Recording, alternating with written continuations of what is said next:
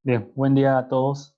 ¿Qué tal? Bueno, en primer lugar espero que se encuentren bien, al igual que sus familias en casa. Como cada semana vamos a iniciar nuestro webinar Hablemos de Bolsa.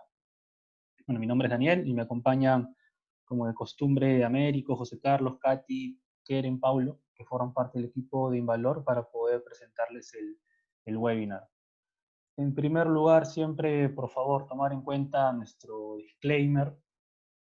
Siempre, por favor, primero revísenlo. La intención de este webinar no es dar recomendaciones ni de compra o venta de acciones. Es básicamente informativo con el fin de difundir el mercado de capitales local. Y a continuación revisamos la agenda. Como ustedes ya la conocen, básicamente hacemos un análisis, en primer lugar, macro a nivel global. Luego pasamos a revisar indicadores, noticias del mercado local. Y finalmente terminamos con una parte corporativa. Y normalmente revisamos dos empresas por semana, ¿no? Que en este caso van a ser Ferreycorp y Nexa Resources Perú.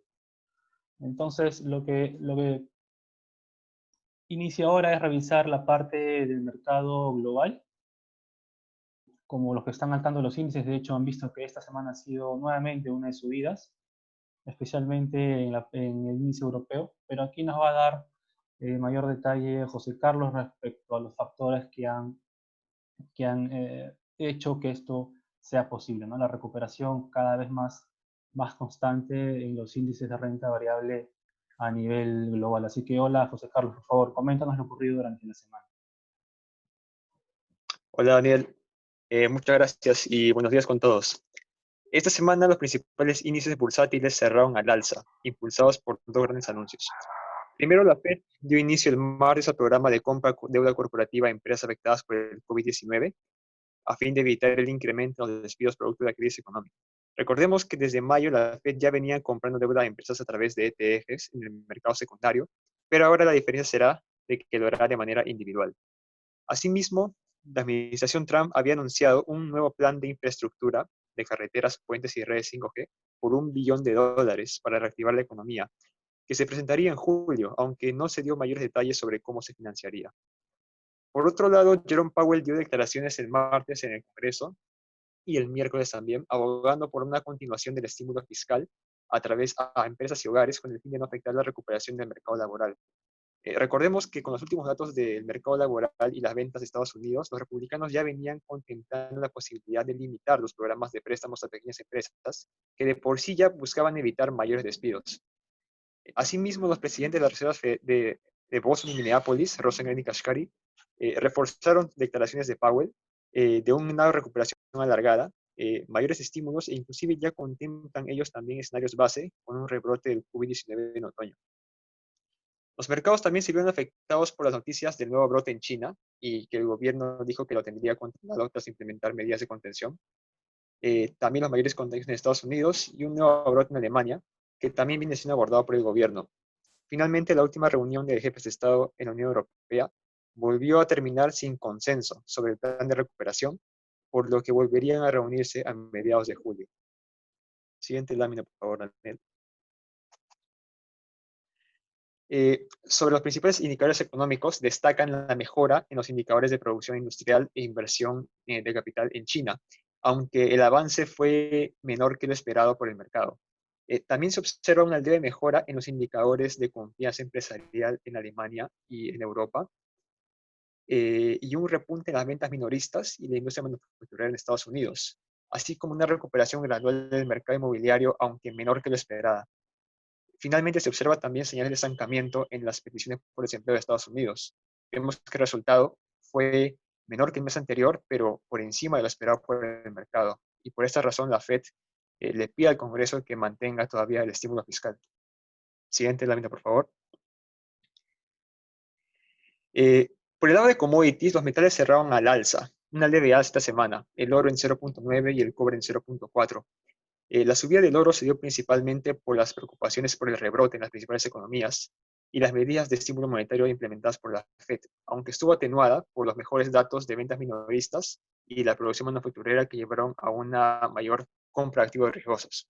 En cuanto al cobre, el avance fue limitado a inicio de semana por las preocupaciones del nuevo brote en China, pero ha venido ganando impulso después de la semana, después de los días, con los indicadores industriales que hemos mencionado y la caída en los inventarios de cobre en Shanghái a mínimos desde enero de 2019, los cuales reflejan una recuperación gradual de la demanda de cobre, así como por el anuncio de la expansión de los préstamos por parte del Banco Central de China para brindar mayor liquidez a las empresas.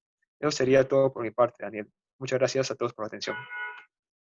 Ok, perfecto, gracias José Carlos. Sí, de hecho también lo que resaltamos es cómo el cobre, ahí pueden ver cómo ha hecho un rally desde marzo hasta hoy, básicamente sigue de $2,10 la libra hasta por encima de 2,60 ya, y es uno de estos motivos por los cuales, por ejemplo, podemos comentar que en el portafolio recomendado se encuentra Cerro Verde, que creemos que todavía no ha recogido esa subida del metal en su cotización.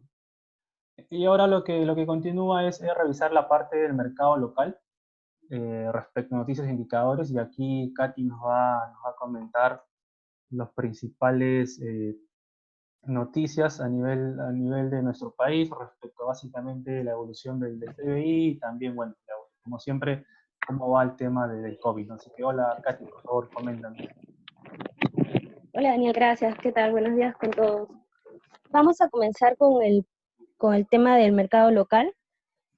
El día de ayer se registró ya 247.925 casos de COVID-19 a nivel nacional. En paralelo, aparentemente estamos en una meseta, dado que la tasa de reproducción está en 1. Sin embargo, hay que estar atentos a la evolución de los próximos días, puesto que esta cifra se llegó con medidas de confinamiento más estrictas en comparación con otros países, y a la fecha, en un escenario de reactivación económica donde hay un posible mayor contacto entre las personas, podría incrementarse los casos e incluso podría presentarse un rebrote. En el resumen informativo semanal, el BCR informó que la actividad económica se contrajo en 40.5% en abril, en medio de un mes de aislamiento social que se inició el 16 de marzo, con una operatividad de la economía en un 40% como base. Este resultado estuvo asociado principalmente a la contracción del sector construcción, manufactura no primaria, comercio, pesca y minería metálica. Sin embargo, como podemos apreciar en la gráfica inferior izquierda, la producción de la electricidad, si bien cayó drásticamente en abril, ya para el mes de mayo podemos ver una caída menor, que da señales de una recuperación en la actividad económica. Tercer punto, tenemos que a través del decreto supremo, el gobierno autorizó la ampliación de 21 actividades económicas que serán incluidas en la fase 2 de la reanudación económica, en las cuales se incluye a centros comerciales, conglomerados como Gamarra y tiendas por departamento. Estas actividades pueden retomar a partir del lunes con un aforo del 50%, siempre y cuando registren su plan de vigilancia, prevención y control del COVID en el SISCOVID del MINSA. Cuarto, tenemos que el gobierno oficializó el inicio del programa Arranca Perú, el cual destinará recursos por más de 6.400 millones a diferentes sectores, con el fin de generar 1 millón de puestos de trabajo. Estos recursos se destinarán al sector salud, educación, agricultura, empleo, transportes y construcción con mayor prioridad. También tenemos que COFIDE realizó la cuarta ronda de subastas del Fondo FAIMIP, logrando colocar 325 millones a tasas menores del 3%. Bien, la semana cerró con el BCRP presentando el reporte de inflación de junio, donde informó que se espera una contracción del 12.5% para la economía este año, mientras que estima un rebrote en la economía para el siguiente, con una tasa de crecimiento del 11.5%.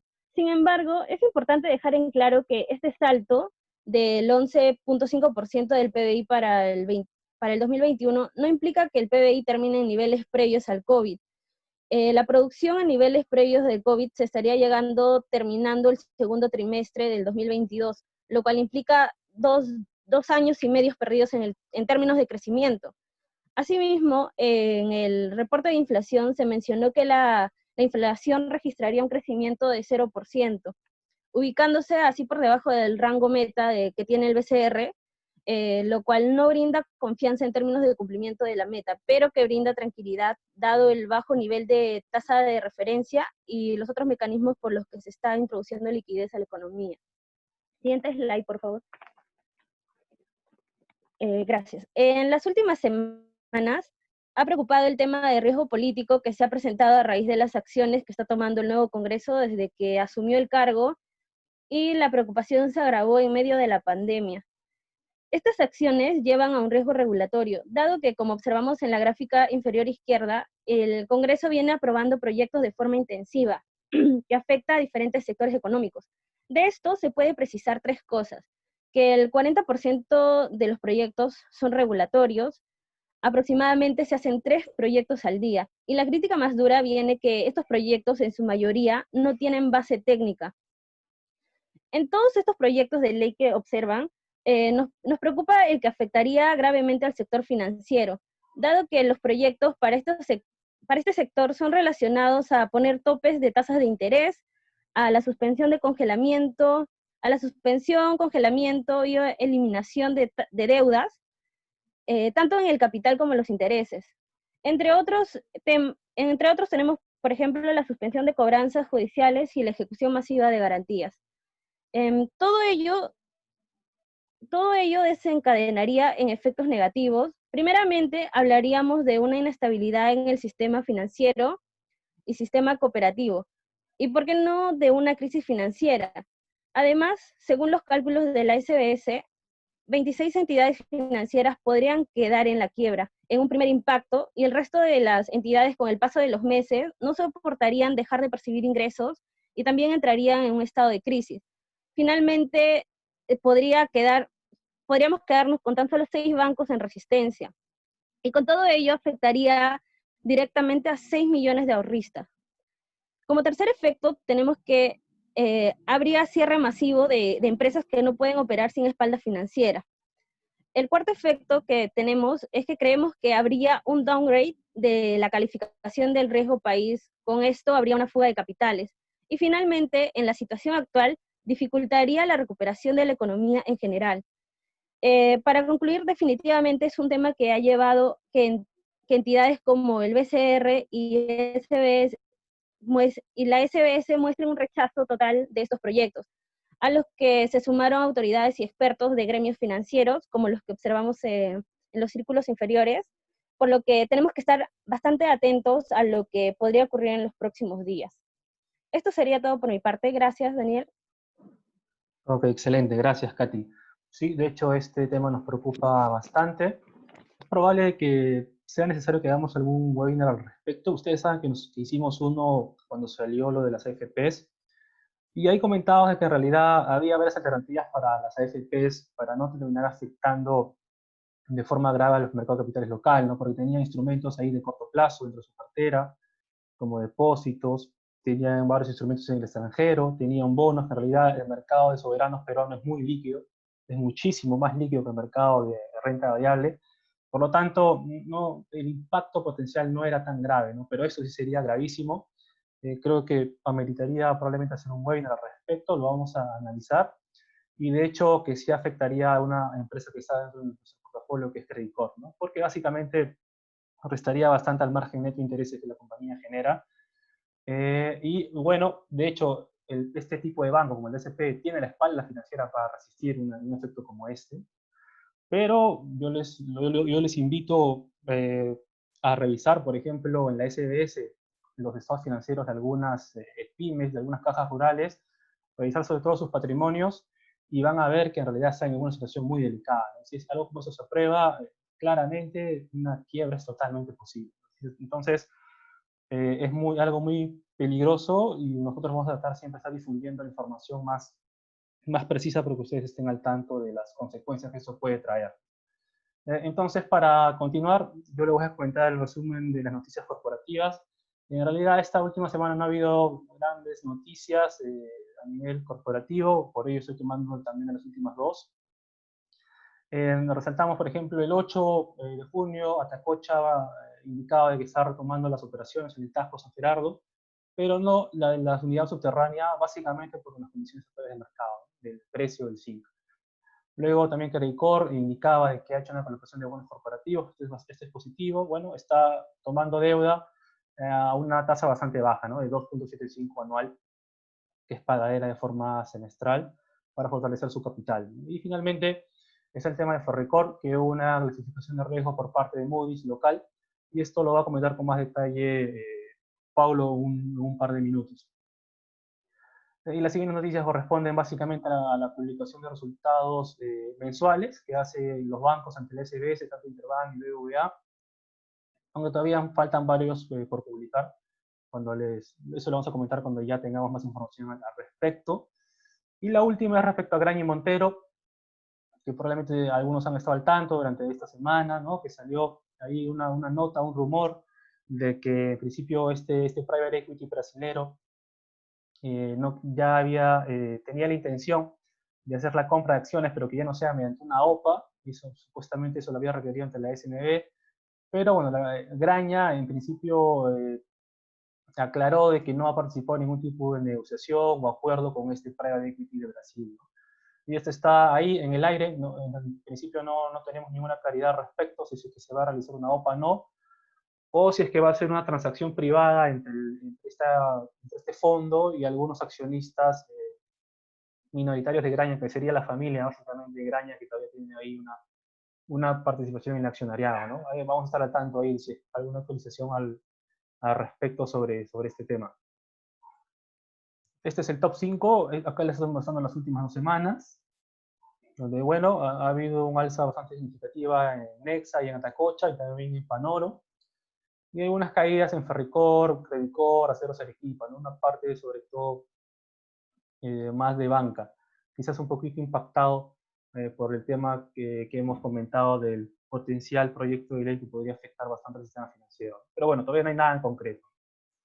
Así que con esto, teniéndolo ya en cuenta, vamos a revisar las 2 empresas que les comenté al inicio, Ferricor y Nexa Resources. En primer lugar, aquí Paulo nos va a ayudar con la parte de Ferricor, donde, bueno, básicamente nos va a comentar lo que se determinó en la clasificación de riesgos que hizo Moody's respecto a la compañía, ¿no? Así que, hola Pablo, por favor, coméntanos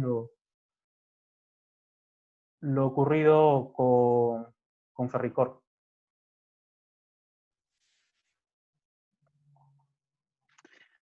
Gracias, Daniel. Buenos días con todos. Esta semana vamos a hablar un poco de Ferricor, que en general no hay ningún hecho que haya marcado su desempeño esta semana, así que, como comentaste, vamos a comentar algunos puntos de lo que fue la calificación de riesgo publicada por Moody's la semana pasada, ¿no? Donde se ratificó la calificación de riesgo de los instrumentos de la compañía. Entre los principales puntos de esta calificación tenemos, en primer lugar, que existe una presión por un posible downgrade, dado el impacto que ha tenido la compañía en sus operaciones a raíz de la paralización por la pandemia.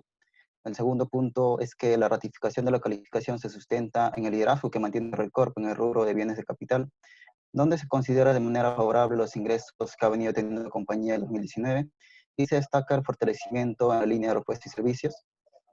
Un tercer punto es que la calificación está bajo presión debido al aumento en la palanca financiera, el cual es resultado de la adquisición de nueva deuda para poder cubrir sus gastos en capital de trabajo. Y aquí se destaca de manera positiva el cierto margen que mantiene la empresa respecto de sus covenants, donde el ratio de cobertura de interés al cierre de marzo fue de 5.69 frente a un nivel exigido mayor a 3, mientras que el ratio de endeudamiento fue de 2.39 frente a un nivel exigido menor a 3.5. Estos datos los podemos ver en la tabla de la derecha. A modo de conclusión de este reporte, la compañía tiene fundamentos para mantener su calificación crediticia, aunque está expuesta también a ciertos niveles de riesgos. Y ya para cerrar, les recordamos que Ferricor forma parte de nuestro portafolio recomendado de inversión debido a los fundamentos que presenta y a la participación que tiene en el sector minería y construcción, sectores con gran potencial a mediano y largo plazo y pilares para la reactivación económica. Esto sería todo por mi parte, Daniel. Muchas gracias.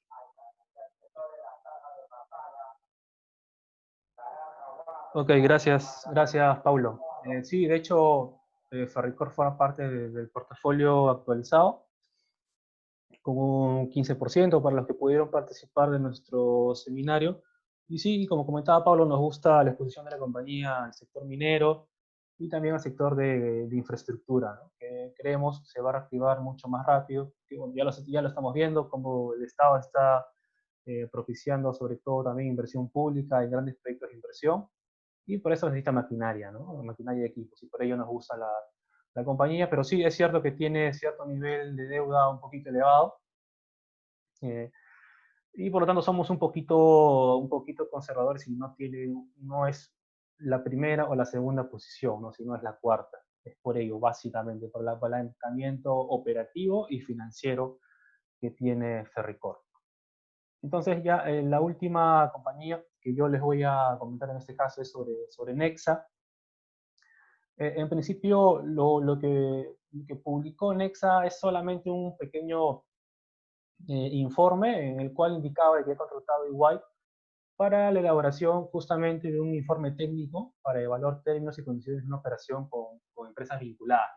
En principio esto no nos dice nada exacto, pero lo que yo les animaría a recordar es que en principio Atacocha se encuentra en un proceso de integración con el Porvenir, ¿no? Estas dos unidades operativas que están en Cerro de Pasco.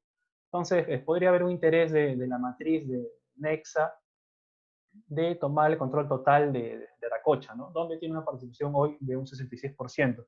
Entonces, quizás podría ir por ese lado, podría ser, es una especulación. Y también hay que recordar un poquito más atrás de que en el 16 se inició un proceso de listado de Milpo, ¿no? En ese momento, que era Milpo, que hoy es Nexa Perú. Si ustedes recuerdan, en principio esto no se llegó a completar, ¿no?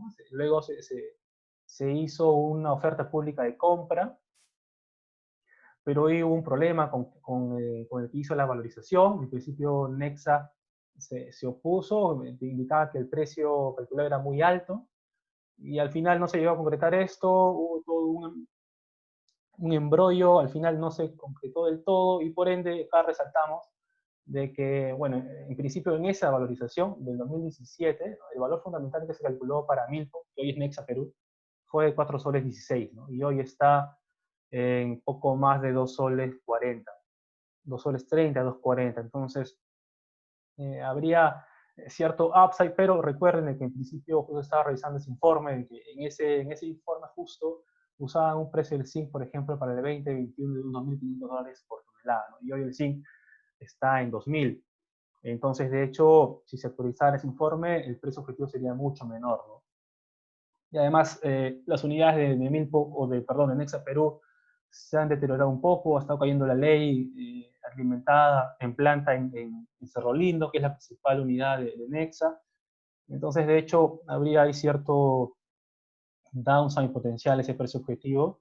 Y en la tabla, en el cuadro de la izquierda, les muestro la evolución de la producción de zinc de tanto el Porvenir y de Nexa Perú, ¿no? Acá no estoy mostrando Atacocha, solamente estas dos unidades, el Porvenir y Cerro Lindo, básicamente. Y pueden ver la caída drástica en abril, ¿no? Bueno, de hecho es entendible, debido a que allí justamente estuvimos en la cuarentena ya total, básicamente, ¿no? Abril y mayo principalmente sería, ¿no? Entonces, es entendible esa fuerte caída. Vamos a ver los resultados de mayo que provee el MINEM, perdón. Y vamos a estar al tanto. Quizás sea lo que comentamos, quizás sea la intención de hacer una OPA sobre Atacocha, pero también recordar que Atacocha está en una situación bastante delicada, ¿no? Lo comentamos en el seminario, tiene un patrimonio negativo, porque su cuenta de resultados acumulados es una pérdida en realidad muy elevada, por cómo se han deteriorado los activos justamente, han hecho un deterioro ahí, y para hacer ese ajuste probablemente haga una capitalización de pérdidas, ¿no? Así que habrá que observar. De hecho, no habría mejor momento para Nexa que comprar Atacocha hoy, porque la va a comprar muy barata, ¿no? Así que habrá que estar al tanto de ello. Y finalmente, bueno, les mostramos el calendario de la próxima semana, donde está básicamente, hay bastantes ratios de PMI a nivel de Estados Unidos y de Europa, para que puedan estar al tanto. Y también, bueno, como siempre, las peticiones de subsidio para desempleo en Estados Unidos, ¿no? Que es para el jueves. Y finalmente comentarles sobre nosotros, ¿no? En Valor. Ustedes saben que tenemos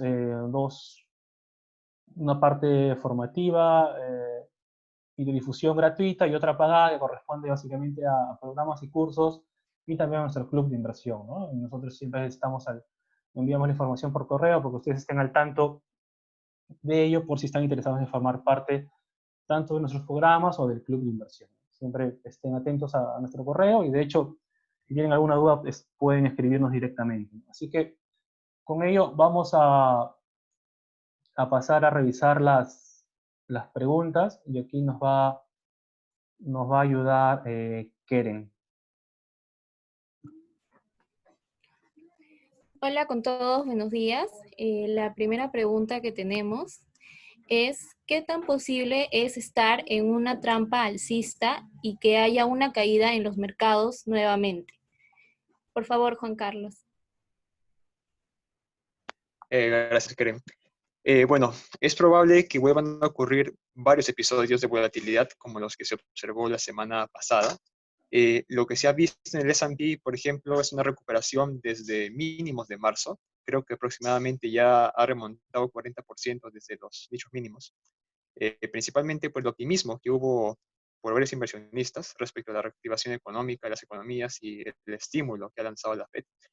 No obstante, la volatilidad continuaría a medida que aumentan las preocupaciones por los rebrotes y no sería hasta que el público tenga certeza de que el virus ya esté totalmente controlado en las economías. Gracias.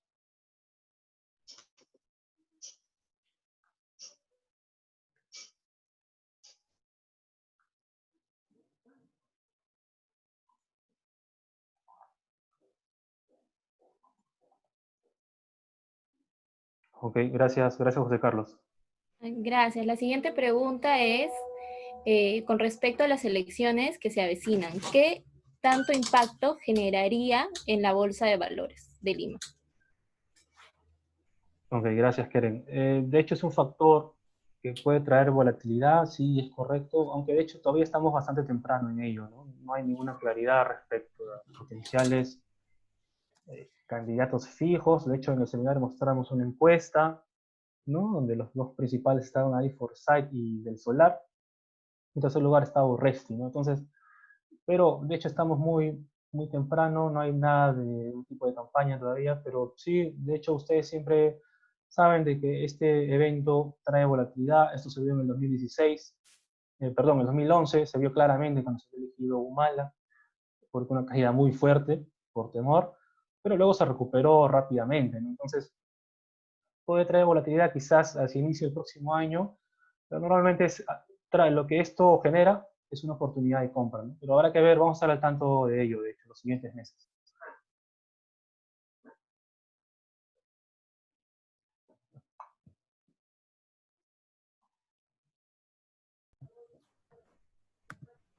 Gracias.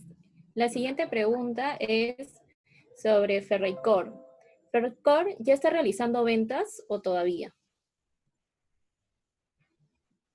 Ok, sí, ya reinició sus operaciones.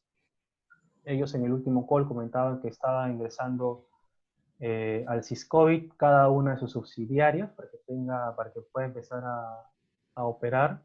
Así que entendemos de que ya está realizando despachos y que, bueno, aunque sí recordar de que uno de sus contratos más importantes es el de Quellaveco, pero entendemos que todavía Quellaveco no está reactivado porque Anglo American informó de que iba a suspenderlo por 3 meses, ¿no? Y esos 3 meses terminarían en julio, si mal no recuerdo. Así que por ese lado todavía no está despachando a su cliente más importante hoy, que sería para el proyecto Quellaveco.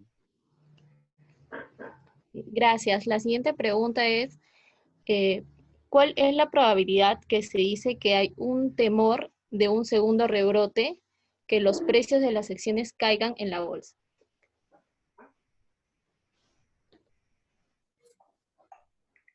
Ok, sobre un segundo rebrote, bueno, de hecho podría impactar. De hecho, eso está ocurriendo justo en los mercados internacionales, ¿no? Como la noticia que se ve en China, y eso impactó en un día principalmente, generó volatilidad en el mercado internacional. Pero en nuestro mercado creemos de que en principio todavía no hay claridad al respecto, y donde podría pegar más probablemente sean las acciones más expuestas al ciclo, como las financieras, las de construcción, y no tanto quizás minería, ¿no? Porque como les comentamos en el seminario, es probable de que a pesar de que haya algún tipo de rebrote, la minería por su impacto tan grande en el PBI, es probable que se priorice que se mantenga ese sector en operación de forma regular y porque también tienen un aislamiento de forma natural, ¿no? Por los campamentos. Así que ahora vamos a estar igual al tanto respecto a ello. Gracias. La siguiente pregunta es, ¿hasta qué precio podría caer Ferreycorp si padece un downgrade? ¿Sería atractivo comprar la acción si cae por el motivo de una eventual rebaja en su calificación? Sí, sería atractivo, como les comentamos, sí hay una posibilidad de que hagan un downgrade, debido a que la compañía, el segundo trimestre debería ser peor que el primero, aunque de hecho en el primero lo que impactó bastante fue una diferencia de cambio, que es un efecto contable, y en el segundo no habría ese impacto tan grande, ¿no? Que fue más de 50 millones, si mal no recuerdo, en el primer trimestre. Entonces, sí podría haber un downgrade por la parte de que, de hecho, como ellos mismos comentaban, no es que la deuda aumente, sino que el denominador, que es el EBITDA, por ejemplo, caiga, y por lo tanto eso hace que tu ratio se dispare, ¿no? Entonces, es posible, pero sí lo tomaría como una oportunidad, porque nuevamente nos gusta la compañía a mediano plazo, tiene un liderazgo en el mercado con Caterpillar, que tiene más del 60% del mercado de maquinaria en el Perú, y creemos que la deuda en cierta medida está controlada y la compañía está en capacidad de negociar con los bancos algunos waivers ante los covenants que tiene, ¿no? Por si hiciera algún incumplimiento. Entonces, por ese lado, estamos tranquilos y sí, consideramos que si hubiera caídas fuertes, sería una oportunidad. Gracias. La siguiente pregunta es sobre Atacocha.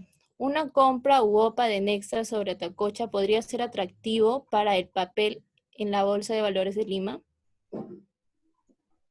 Bueno, ahí ya entramos al terreno de especulación, ¿no? Habría que